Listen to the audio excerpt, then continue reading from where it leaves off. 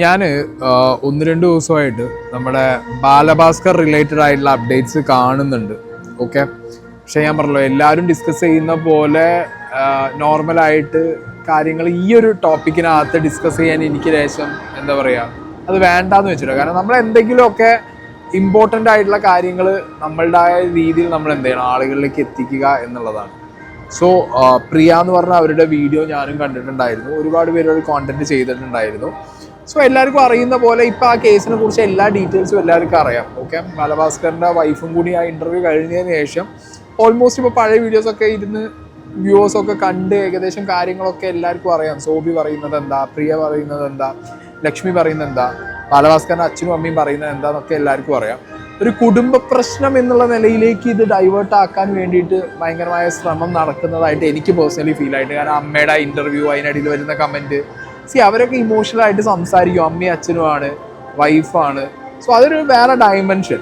Okay, എന്താണെങ്കിൽ അത് അവിടെ നമുക്ക് വെക്കാം. ഇനി നമുക്ക് നോക്കേണ്ടത് പ്രിയ എന്ന് പറഞ്ഞ അവർ ചെയ്ത വീഡിയോക്കകത്ത് ഒരു വെരി ഇമ്പോർട്ടൻറ്റ് പോയിന്റ്. ഞാൻ ലാസ്റ്റ് വീഡിയോ ചെയ്ത സമയത്ത് അതിനകത്തൊരു കമ്പനീനെ കുറിച്ച് പറഞ്ഞിട്ടുണ്ടായിരുന്നു.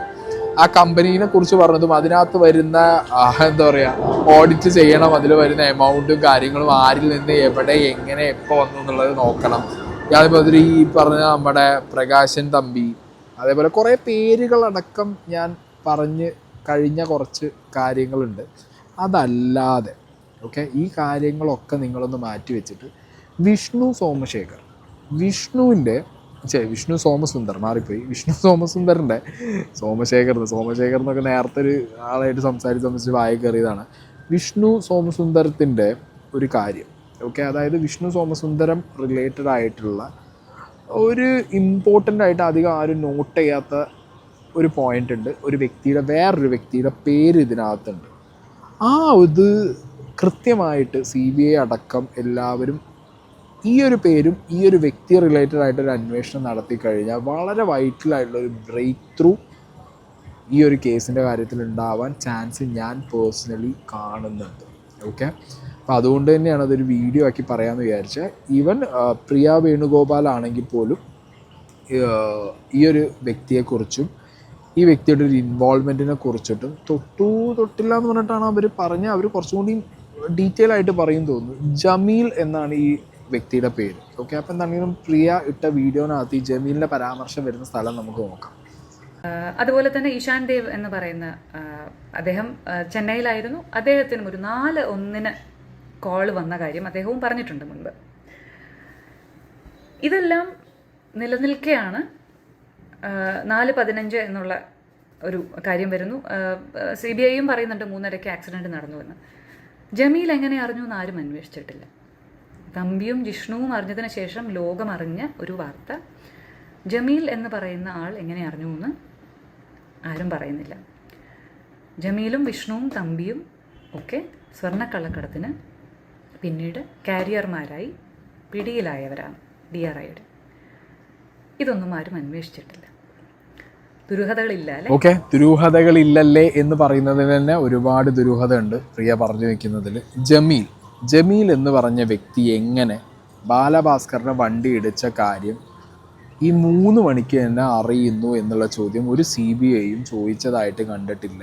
അല്ലെങ്കിൽ അതിനെക്കുറിച്ച് നമുക്ക് പബ്ലിക്കായിട്ട് അറിവില്ല. അല്ലെങ്കിൽ ജമീൽ എന്ന് പറഞ്ഞ വ്യക്തിയെക്കുറിച്ചുള്ള കൂടുതൽ ഡീറ്റെയിൽസ് നമ്മൾ ആരും ചകഞ്ഞ് നോക്കിയിട്ടില്ല. പക്ഷെ വെരി വൈറ്റലായിട്ടുള്ളൊരു കാര്യമാണ് ജമീൽ എന്ന് പറഞ്ഞ വ്യക്തിയെ ഇൻട്രോഗേറ്റ് ചെയ്യുക എന്നുള്ളത്, അല്ലെങ്കിൽ അയാളിൽ നിന്ന് ഈ കാര്യങ്ങൾ എടുക്കുക. 3 പോയിന്റിലായിട്ടാണ് ജമീലിൻ്റെ പ്രസൻസ് ഈ കേസിനകത്തുള്ളത്.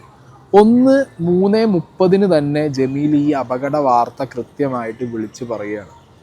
ഓക്കെ, അതായത് നമുക്കറിയുന്നത് വിഷ്ണു അല്ലെങ്കിൽ ബാക്കിയുള്ളവർക്കൊക്കെ ഇപ്പോൾ പൂന്തോട്ടത്തിൽ അവരൊക്കെ ഇത് അറിയുന്നതിന് മുമ്പ് തന്നെ ജമീൽ എന്ന് പറഞ്ഞ വ്യക്തി ഈ അപകട വാർത്ത എങ്ങനെ അറിഞ്ഞു, അതെങ്ങനെ വിളിച്ചു പറഞ്ഞു.